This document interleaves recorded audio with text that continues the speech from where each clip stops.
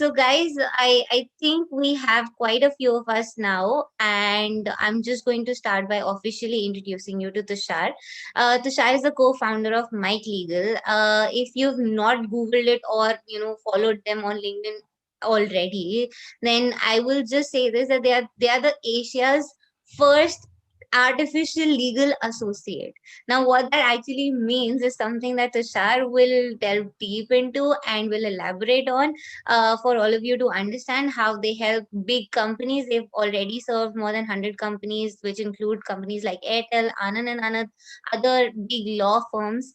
Tushar himself is an IP attorney and he's been practicing for a long time now. Now that it's quite obvious he's a co-founder, and his journey towards actually actually coming up with this company and the reason behind it, the story behind the name, and what they do is also something that is very interesting, and I'm super excited to let you all in on this, because it is I mean, we are all going to be lawyers for tomorrow now, so we are going to have to deal with technology whether we like it or not, and it is in one way or another helping us become more efficient, more productive in our daily lives.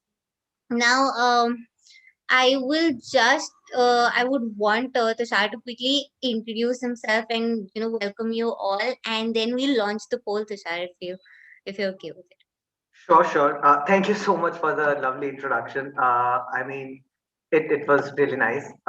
Basically, like Sanya mentioned, I've co-founded Mike Legal. We are Asia's first artificial intelligent legal associate. So, I mean, one of the biggest apprehensions that I've heard from the people from the legal industry is that they feel that technology is going to take their job, but rather it's there to assist them.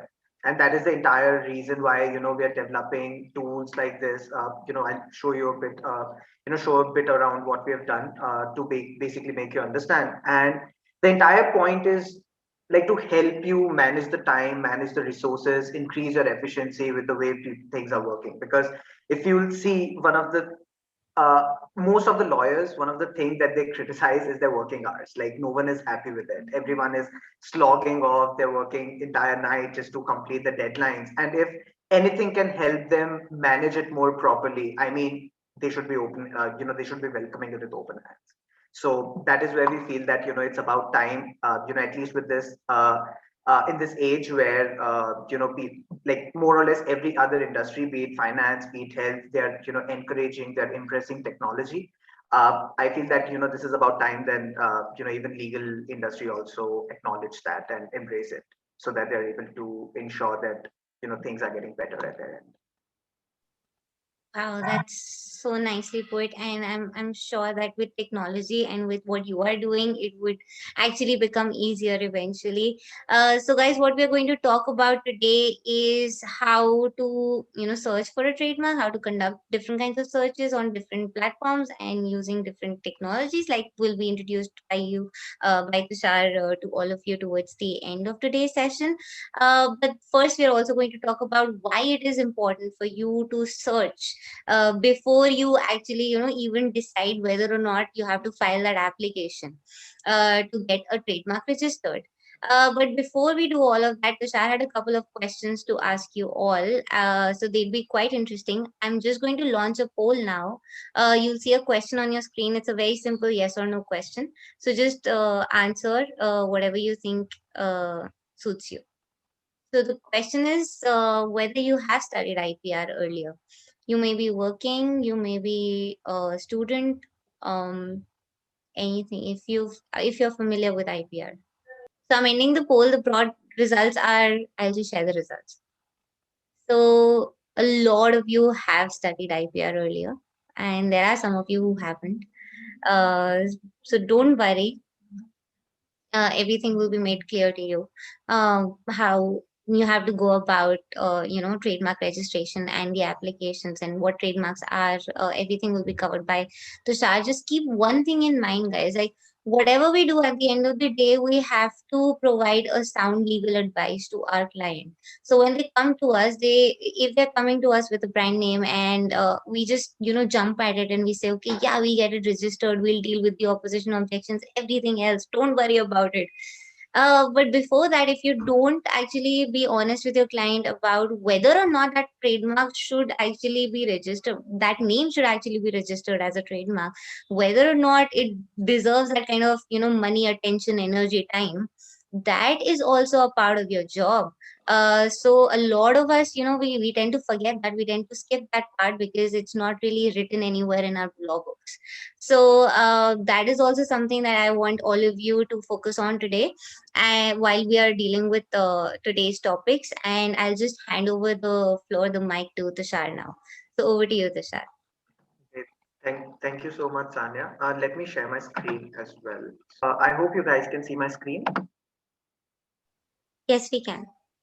Perfect. So before we begin, the entire point of doing this webinar is to identify whether a particular trademark is worth applying or is it registrable or not. Now, lately, what I've experienced in my the practice which I did was a lot of times people do not focus on recommending clients. Like even Sanya mentioned that a client comes in, they have their query, and they just say that this is something that needs to register without even thinking it twice. They just convince people that okay, they will be able to get it registered, but later on when they have to break that news that particular trademark cannot be protected, it's not, the scenario is not that great. So that is where it is extremely important that we all know that what all trademarks can be protected, what all things that you need to check or you need to ensure when you are recommending something, anyone, that they should be going forward with the trademark registration or not. So in this webinar, we basically will be covering, what are trademarks, what are the registration processes, what are the type of objections you can get, what all marks are not registrable at all, how to go about doing the search, what all things you need to look at when you are doing a public search on the IP India website, and we'll have a small demo of the MyTM search which we have developed at MyTM. Now, as we all are aware that trademark is defined under Section 2ZB of Trademarks Act 1999. So I won't be quoting the entire section, but in simple terms, so that everyone understands what trademark is. So trademark is anything which helps you distinguish any product or service from that of its competitor. To give you a bit more context, if I give you two glasses with dark soda and ask you to distinguish which one is Pepsi and which one is Coca-Cola, it might get a bit difficult. But if I hand you two bottles, one a Pepsi bottle and the other one Coca-Cola bottle, now it will be easier for you to distinguish that, okay, which one is what. And we all have our, biases towards the brand. Like, we prefer one brand over the other for whatever reasons. But whatever helps you distinguish any product or service from that of your competitor can be termed as a trademark. There are a lot of type of trademarks. I've listed down four important categories, right from the word mark, which basically means the name of the brand, like Pepsi, Coca-Cola, Adidas, Nike, MikeLegal, Lawctopus. Device marks, which basically means images or logos. So I've given you a couple of examples over here, Airtel and Hero. Then even a sound can be trademarked. Now, we all have heard, back in the day about the Yahoo's yodel sound, like Yahoo, that voice. So that was actually protected, and that was one of the initial sound marks that were ever registered. Then even you can protect a particular color if you're able to tell that okay, people resonate your brand with that. Earlier, there was a long battle drawn for the purple color used by the Cadbury chocolate. So lately they had let go of that mark, but that was a very popular color mark over the previous. Even recently, there was this Louboutin, Christian Louboutin brand. They had registered Red Soul, which is a color mark. So that was a pretty interesting case law. If you want to refer it for your knowledge about how to register a trademark, a color mark, basically. Now, before we go on how to basically check the registration, it is extremely important for us to know the trademark registration process. So in terms of the trademark registration process, like, once you're filing an application, it's pretty simple process. However, it's a very time-taking process. Like it takes a minimum of 6 to 7 months for you to get the registration certificate. Minimum. There is no, no time, no upper limit per se for the registration. So whenever you file an application, it basically gets examined by the examiner of the trademark registry, where after examining, they either objected on some grounds that we will be discussing at a later point, or they accept it and publish it for the trademark journal. Now, in case the issuer or in case the examiner is basically objecting to a mark, they will specify, they will publish an examination report and tell you about what all, on which grounds they're opposing, objecting your registration. Now, once they have raised the objections, you get 30 days to file for a reply. And on the basis of your reply, either registrar can basically accept your application, or it can direct it to further show cause hearing, where you have to appear in person and explain why that particular mark should be registered. Now, whenever a particular mark gets advertised in the journal, it is basically for the general public to see and oppose in case they feel that it is very similar to their existing application. And if there is no opposition in 4 months window, then the department basically registers the trade.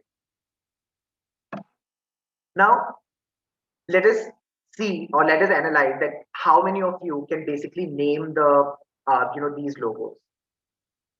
You can put your answers in the chat. I believe we have a lot of answers now, Tushar. Yes. So the first answer. So I'll just quickly tell you about these logos. The first logo is for the Royal Enfield. The second one is for Pepsi. Third is for McDonald's, and the fourth is for Pizza Hut. So the reason why I showed these logo, because these are the well-known marks. Now earlier, well-known marks were only registered, when you were able to prove it. Like there was no process per se. During litigation, if the court ruled out that it's a well-known mark, earlier it was the case. But now you can actually file for an application to register your mark as a well-known mark. And any mark which basically you can prove through evidences and the usage that people are able to relate to it, then it becomes a well-known mark. And the fee right now for filing of a well-known mark application is 1 lakh rupees. Now, we need to understand that on what all reasons that a department, the examiner basically can object your mark, because when you're recommending to a client that what all, when a client comes to you and they ask whether that particular trademark can be registered or not. So if you understand these grounds of objection, then it becomes easier for you to tell them or to recommend them that whether this particular trademark can be registered or not. So generally, there are two prominent, there are two sections on which the registrar, the examiner raises an objection. The first and the absolute ground is the Section 9 objection, which basically means that in case there is any mark which is not which cannot identify or cannot differentiate any goods or service, like it could be name of a person, it could be popular surname, it could be even like any term used in the common parlance of that business. Like say if you're, I've given an example, Ratlami Safe. Now, Ratlami Safe is basically nothing but derived from Ratlam, which is name of a geographical location. And Safe is a common, food item that we all have, we all are accustomed or are aware about. Now, this actually is, it cannot be trademarked, and it will attract a Section 9 objection, primarily because it contains the name, a geographical name, and a name used in the common parlance.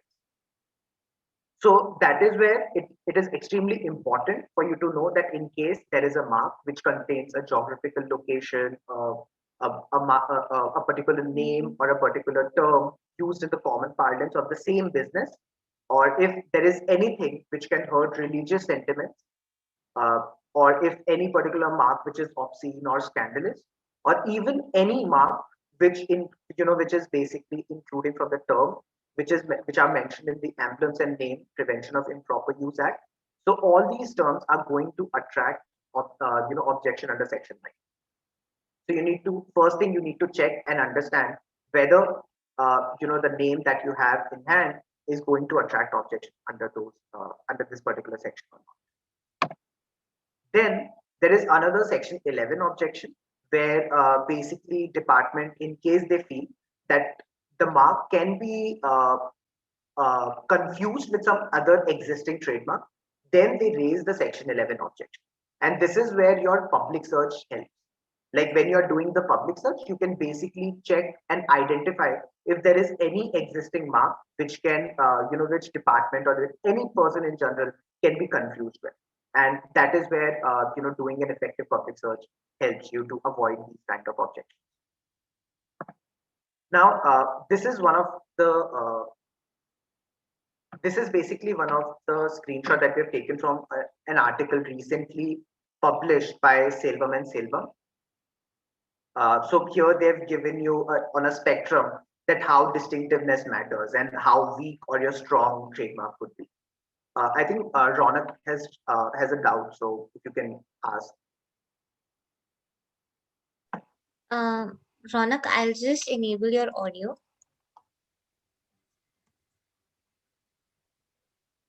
Can you raise your hand again, please? Oh. Thank you.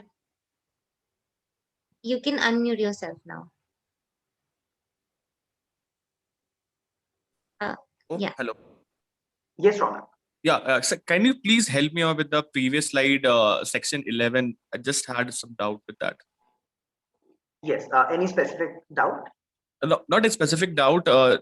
Today, I was just going through with one of the case law that was Nandini Milk and versus Nandini. It was Nandini Deluxe. Okay, so I was having a doubt in that. Like, how do we exactly know if the same name is registered? Okay, like if Nandini is Nandini Milk is also there, and if I want to just register for a Nandini, just say Nandini Shakes or something, Nandini Biscuits or anything, like how the registration is taken place, how the authorized party just how do they see and how do they give the registration to for the particular trademark?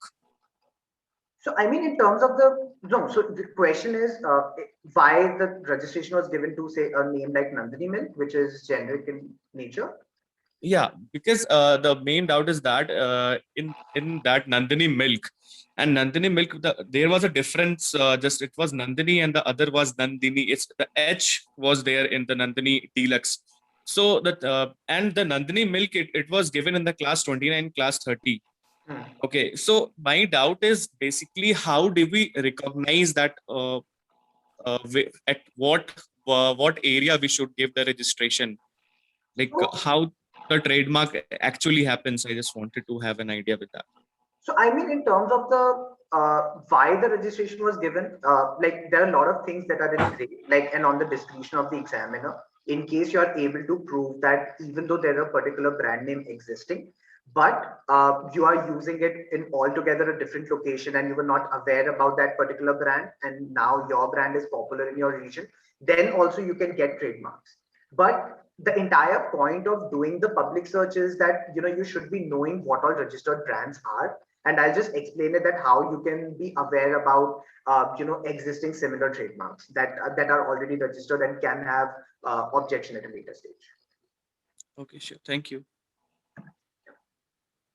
So here in this basically slide, they've actually explained that when you're looking for a particular mark, like why it is extremely important to, rather than using a generic term or using something which is common to the parlance of the business, why it is important for you to actually coin a particular word so that you're getting very strong protection from the law.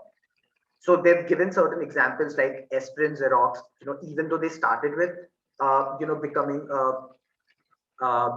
a fanciful word, but now they've termed, or now they're used as a generic mark. Like, people don't say that, go and do the photocopy. They generally term it as, I need Xerox copy of this. So that is why the mark has become now generic, and that is why it's a weak trademark now. Descriptive marks, they've given example of Cafe Coffee Day, Singapore Airlines. Suggestive, Burger King, Infosys, primarily because they are in the same business. What their name is, common, basically the same terms that are used day in, day out in their business. Arbitrary, Apple, they've termed it as an arbitrary because even though it's a generic word, it's a it's a descriptive word, but the way they are using it, it has no resemblance. Like, no one resembles Apple with an electronic product. And that is where it becomes a bit of strong trademark, because you're using a particular term which is no relevance at all in the business that you're in. Then fanciful marks like Kodak, Adidas, where it's all point word, like there is no relevance or there is no descriptive term.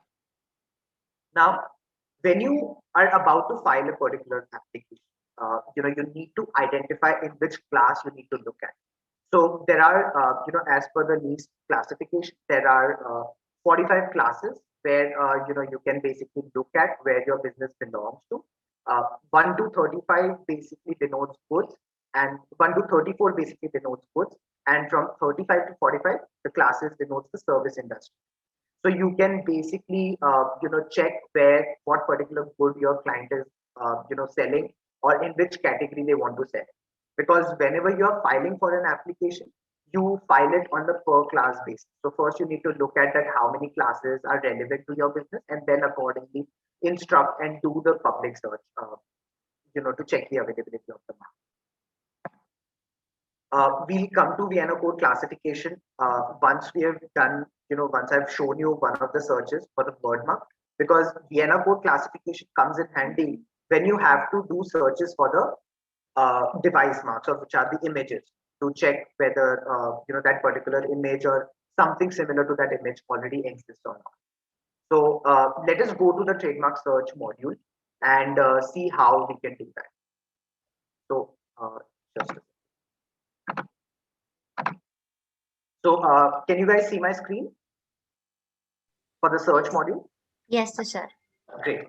So here, this is the website where you can basically do the public search. It has 3 options: word mark, Vienna code, and phonetic. So Vienna code is for the device mark specifically. Word mark and phonetic is something which is important when you want to do the basic search or the word mark search per se.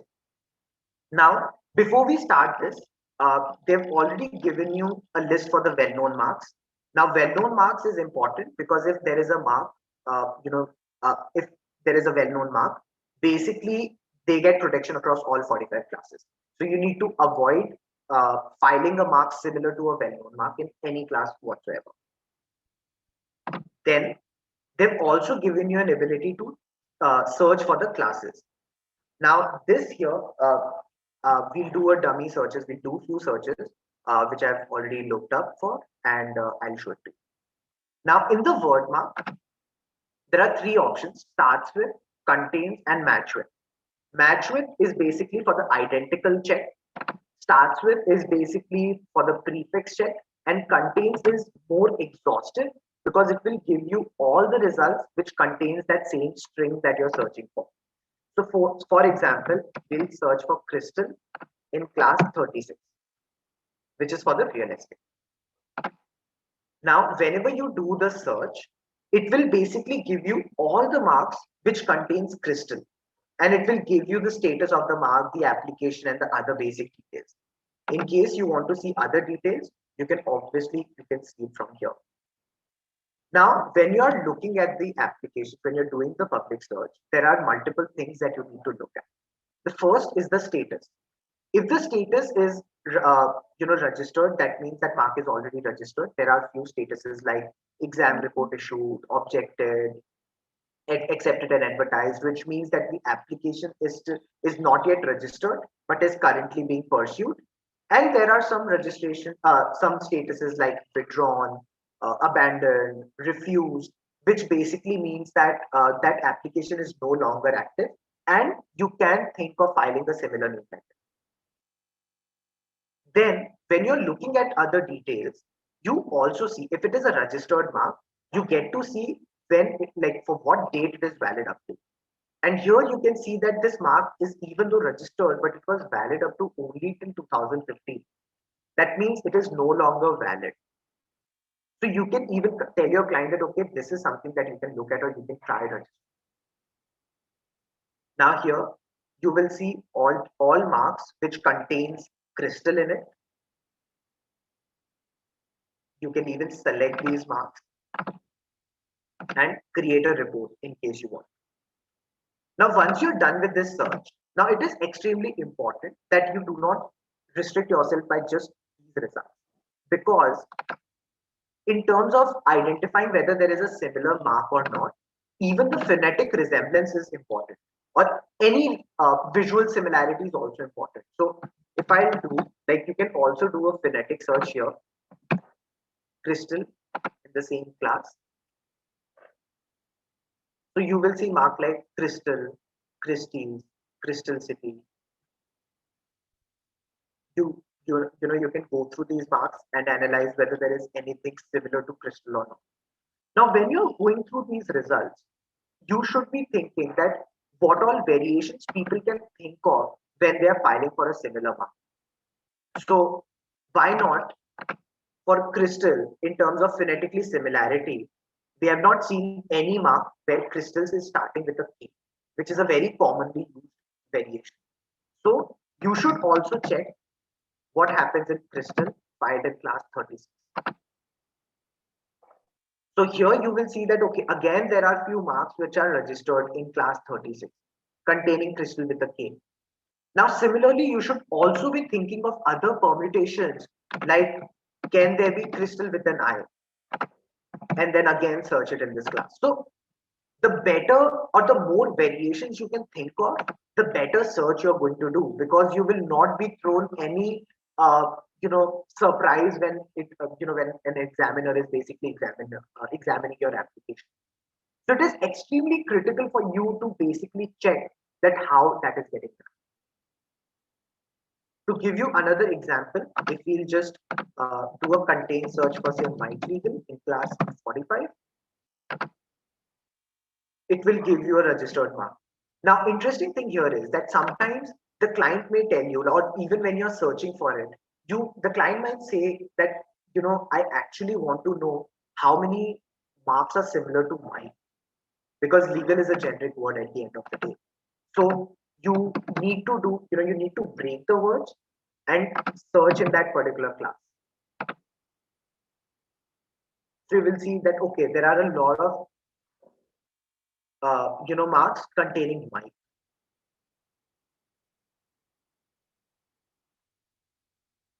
Then again, you need to think that, okay, M-I-K-E, someone can even write M-I-K. So that is how exhaustive you need to be when you're basically doing a particular, doing a search.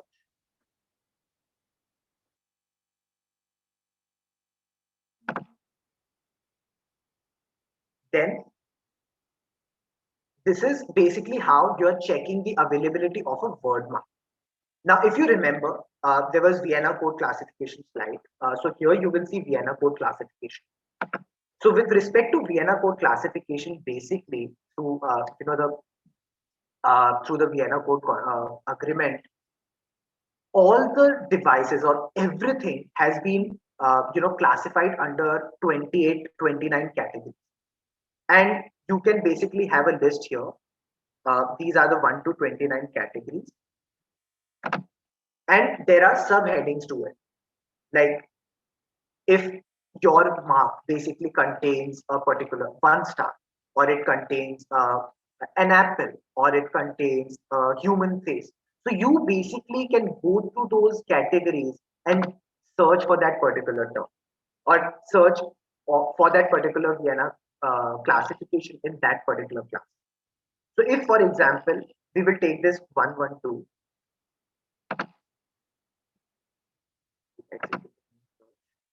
So 112 there was basically for a single star. Now, when you are doing a Vienna code classification, it has to be a 6-digit code. So in case 112 is just 3, so you do 010102, and I'll search it in class.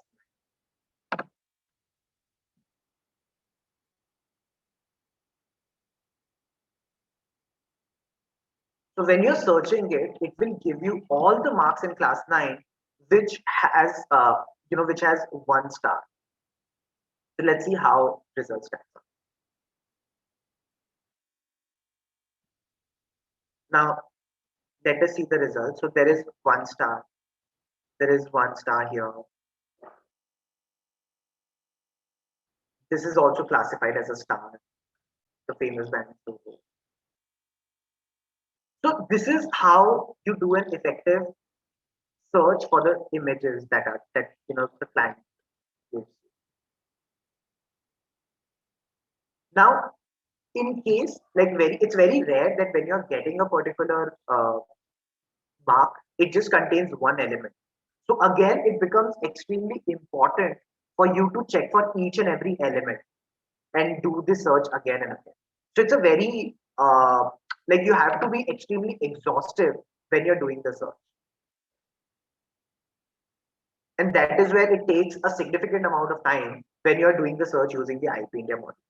Because you have to think of the variations, you have to think everything on your own. And that is where you're able to provide a better legal opinion, or in terms of or you're able to recommend the client whether they should be going ahead with the mark or not. So you guys have any question on this part till this part? I believe there's a question in the chat box.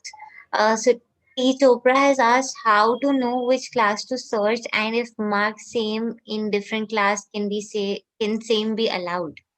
So I think that means that if they're registered in different classes, can they still raise Yes. objections? So ideally, unless it's a well-known mark, ideally you get the protection in the class that you're filing in. In case you want to identify the class, there is this tab for the class details, which opens to this tab.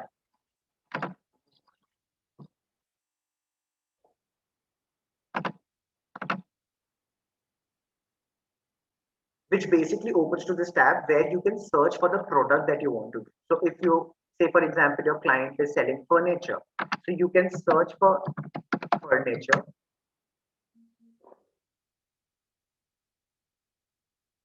And it will tell you the relevant class. Now, again, a particular product can fall into multiple classes. So you have to check which is the most, which one is the most resembling to the nature of business that your client is doing. So mostly the furniture is class 20, but there could be, if your client is into varnishing furniture, so then the class will change to 37.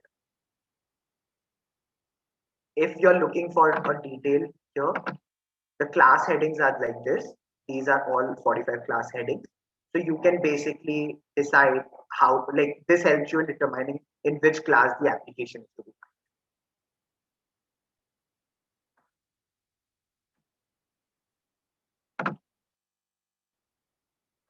So I hope that answers your question. You can just write in the chat box, Chopra, if that clears it, or if you have any follow-up questions. If anybody else has any questions, please put them in the Q&A box.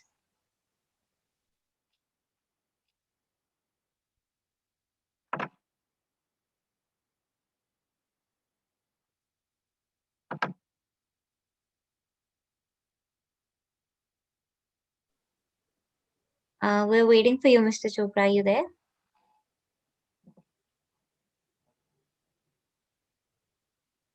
So all clear, guys. Anil, Anusha, Aditya, Bhavya, Divyakshi, Edric, Gurpreet, Himanshu, Kala, Kshitij, Neha, Prakhar, everybody. So if you think we can proceed, okay. So T. Chopra has said second part not clear. So Mr. Chopra, would you like to come on audio and ask exactly what is not clear? I can enable your audio. You can unmute yourself if that's okay. Can you just write? Okay, net is not stable. All right, then maybe we can revisit your doubts towards the end, and you can just come on audio towards the end and ask your query. Okay, Aditya says all clear. Everybody else, we would love to hear from you. You can just write yes in the chat box if everything is clear, and we'll know that we can proceed. So, great. If you write no, we'll wait for your question. Okay, Anusha says yes. Himanshi says yes. Ronak says yes. Bhavya says yes. Great. All right, guys, you can still write your questions in the Q&A box. Okay, we have a question. So Roshan has asked, Starbucks is a well-known brand. Suppose I start a variant of Bitcoin with the name Starbucks. Is that possible? Though the name is same, the class will be different, right? Yeah, but like I said, well-known marks get protection across all 45 classes. So if there is a well-known mark, then even if that is doing altogether a different business, it's extremely difficult for you to get the same brand name. It somehow also reminds me of Sardar Baksh, although that was a yeah, it was quite interesting. Okay, so we can proceed, I guess. Great. So till now we were seeing that how you're able to do the public search on IP India website. I will quickly show you the product that we have created and how it helps you do an effective public search. So here, when I was explaining that why you need to basically execute searches across different with different permutations, because you need to understand how like you're not missing out on a particular variation. Here, that is not the case. So for example, we'll do the same search like crystal with a C, and we'll execute the search.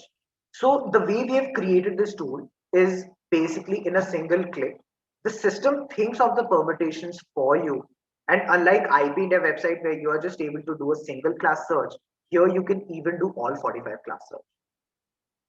So without you executing the same search again and again, using thinking that what all people can come up with that particular variation, your system does it for you, and that too in a single click, which helps you saving a lot of your time.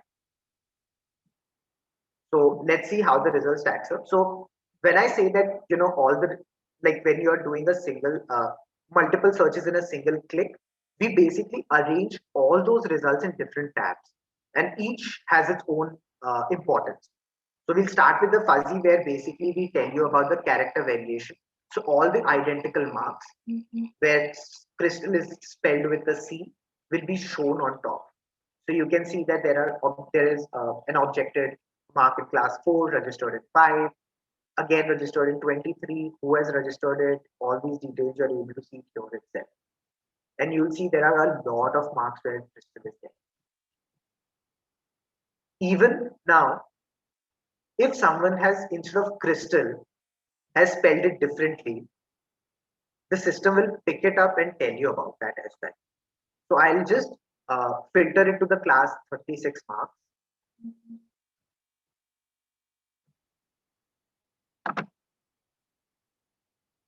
So you can filter it on the basis of the details that you want to. So I've filtered it because we have done all 45 class. We're able to filter here. Now here you will see that by default, the system has given you marks like crystal with a K, cryptal, crystal, crystal again with a K, crystal where the spelling has changed to TALL. So all those permutation, you're able to get it from a single click. And if you'll further go to the other categories like wildcard, which basically gives you starts with, ends with, and contains. So you are able to see that, okay, the Crystal Mall, Crystal City, Crystal Group, Crystal World, Crystal Estates, Crystal Palace, all these results you're getting. Then you can even check phonetic here itself. Now, Crystal with an I, which is a registered mark in class 36. So this is a very interesting thing here. Like if you see this mark CHRISTEL, because if you remember, we thought that someone would have write CRISTL when we were doing the search and we got no result. But someone has actually spelled crystal as CHRISTEL, which our system is able to get. So when you are recommending a particular mark to the client and you're aware about all the possible similar marks that are there, you're able to take a very well informed decision rather than just waiting for the examination report and having to tackle the issues which you thought will never come. So that is where our tool helps you in doing way more exhaustive public search in just a few clicks. So if you have to create a report, like rather than spending hours there, here you can practically do it. So that is what we have created. Any doubts, any questions?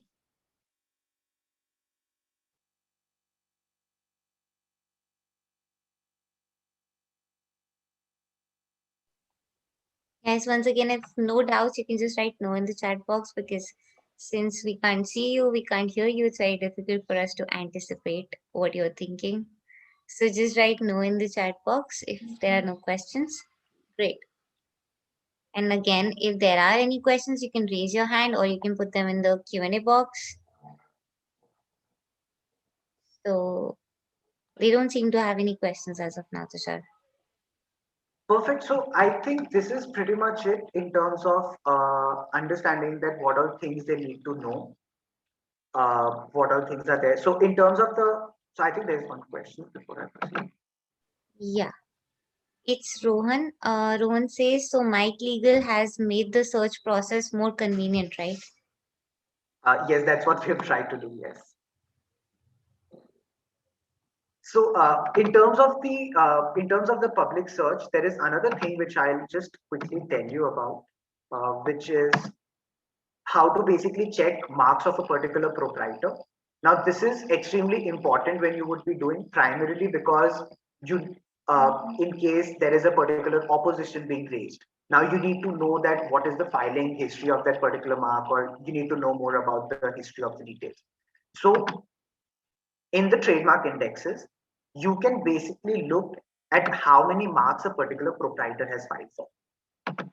So you can basically check that, okay, MikeLegal, you simply put in the capture. You can see that MikeLegal has filed just one app. If you will search for say Bajaj,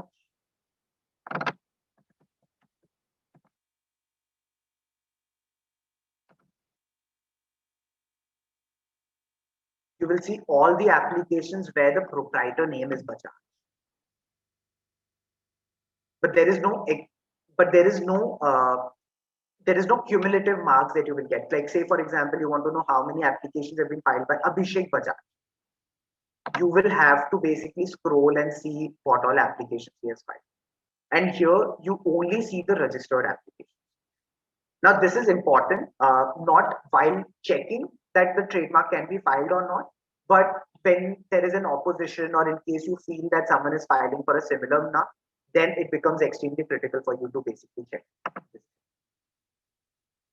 And similarly, we have the same thing. We have given it over here. The only difference is one, when you are searching for it, it gives you cumulative results. Like one particular client has, one particular proprietor has filed how many marks, and when we give you all the marks of that particular proprietor, regardless of the status.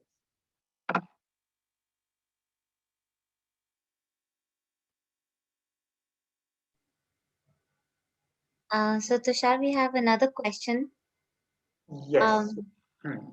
So it's by Mr. Chopra. He asks, the database built by MikeLegal includes all IP India data. So they must have collected from IP India itself. Then aren't they liable for copyright violations? So copyright violation works when the data is for the private use, but because all the trademark applications, once you're filing it, it all comes down to the public domain. That is why it's not filed. It's not violating any copyright at all. Wow, interesting question. So, any other questions, guys?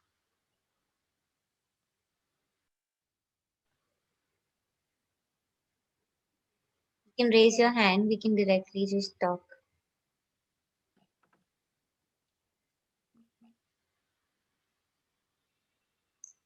So I don't think there are any questions as of now, but it was really interesting to watch how it really works.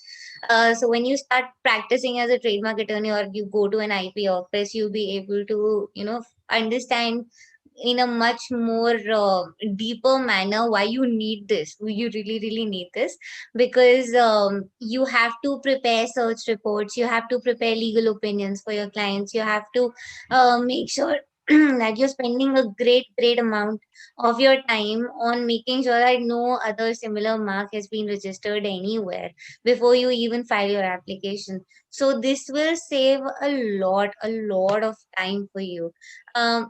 Tushar has brilliantly touched upon all the basics that you need to know when you're just thinking about filing, or what is the procedure of filing, and then what happens once your application gets filed, how many objections there can be, there are examination reports, there are replies, there are so many things to deal with. But before that also, you need to know how to conduct these searches in a proper manner to be able to give a sound legal advice, like we talked about in the beginning. So Tushar has talked about that brilliantly, and the product seems very, very promising. And is there anybody who would like to know more about it from Tushar? You can obviously always visit their website. You can follow them on LinkedIn. You can get more information. You can contact them. If Tushar is okay with it, I'll also share his LinkedIn profile with all of you in the chat box, so you can reach out to them if you think there's more that you need to know about this particular product. Because sooner or later, I think with the digitalization of our daily lives, we will need these tools to survive. So it's better to get a hang of all of that in advance. And also, if you want to know more about trademarks, for those of you who've not done our course already, and if you have done our course already, and if you're here, you can please raise your hand and talk about your experiences with everybody else. You can delve deeper into the practical aspects of how to register a trademark, what a trademark is, what are IP laws, how do you need to protect them, how do you protect a brand name, what happens to a case that pertains to intellectual property, and everything else, and also the ecosystem of IP laws. If you want to learn more about copyrights and patents and also trademarks and how they're all essentially interconnected also in a way, then please check out our courses on intellectual property law and practice, and also trademark law and practice. We're starting a new batch in April, so you can always check that out. You can check out the syllabus, you can check out what are the timelines like, what happens in the course, and any other questions that you may have, you can always shoot them at us. I will just share, Tushar, is it okay if I share your LinkedIn profile? Yeah, it's perfectly fine. I'll even Awesome. share details of one of my colleague, Aditya. If anyone has any doubt, any questions, you can reach out to them. I'll just put his number in chat. Sure. That'll be amazing. So this is Tushar's LinkedIn profile. You can always just drop him a message and ask him more about MikeLegal. And I would also love for Tushar to share the story behind MikeLegal, like the name MikeLegal, how they came up with it. It's very interesting, and I would love for all of you to hear that story. Tushar, if that's okay with you. So basically, when we were ideating and we were conceptualizing MikeLegal, at that time we all, all the founders were fan of suits. So from Mike Ross, we basically said that okay, like Mike is helping lawyer Harvey in that case, like with his photogenic memory, with the help of the data that is out there, he's able to capture the data and help Harvey to use that data for his benefit. So that is where we started with that name. We thought that we change it over the course of time in case we feel like. But then when we started selling it, when we started doing it, it stuck to our mind. And then Mike Legal. That is how like Mike Legal was started. It is so interesting and it's so simple. Like if you just know the character, you'll know what the product is all about. And you would think that there might be some connection, but you won't be able to tell unless you hear this story. So it's a very interesting choice of name. If you guys are planning on starting something and you want to pick some names, you can always go by a famous character's name and then add something else to it, and it's going to be, yeah. But make sure that the characteristics of that character, they match your services or your product or anything else. Yeah. Otherwise, it'll just be very, very random, like Sardar Baksh. so, so yeah, please, take care of that. So, Mr. Chopra has posted a question on the Q&A box. He asks, what are the charges and plan of MikeLegal? So I've shared Aditya's number. He's my colleague, so you can basically contact him and you can discuss with him about that. I'll just reshare it. One second. Oh, sorry. Yeah, that is Tushar's LinkedIn profile. You can add him and you can, discuss your queries with him. I am for some reason not able to copy Aditya's number, but I'll just write it again. So you can text Aditya if you have any more questions regarding Mike Legal, anything else that you want to know. And of course, if you want to learn more about law, then you can always check out our courses, guys. It's quite interesting. Like I said, we always focus on striking a healthy balance between theory and practice. It would be great if somebody who's done one of our courses could, talk and share their experience with us. Any course. I saw some familiar names. Himanshi, would you like to talk? Himanshi, um, Sonal, Shraddha, if I'm not mistaken. Okay, it's completely up to you guys. It's all right. It's fine. Don't talk.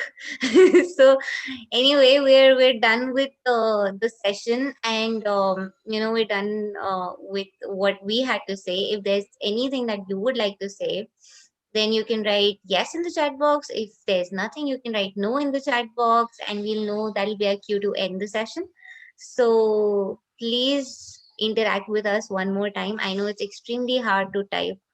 It's more hard to even talk, but you'd be doing us a great favor, guys. Come on, this is even more AI-ish than anything else. It's the technology of it all. We're just not face to face, sadly. So Shraddha says no. Okay, thank you so much, Shraddha. Thank you for such kind words. It really motivates us, it really tells us that okay, yeah, we can do more of these things because you guys like it and you take away something meaningful from all of this. So Rohan also says no, ma'am. Okay, um guys, there are more of you. Anil, Bhavya, Divyakshi, Edric, Himanshu. Edric, awesome. Edric, please feel free to get in touch. Thank you so much, everybody. Thank you so much, Tushar, for your time, for explaining everything so simply, and yet, like, you covered everything. And it was so simple and so easy to follow. So thank you so much for that. Like within an hour, you could complete the process, the procedure, and it made sense, everything. So I'm sure that those of you who had not done IPR before, I'm sure that you must have been able to understand how it goes. Not completely, but at least the gist of it. So thank you so much, Tushar. And all the best to Mike Legal. I'm sure it's going to be great. Thank you so much, Imanshu. Thank you. Feel free to get in touch with us, guys. Okay. Bye. Have a Bye. great Take care, evening. everyone. Take care.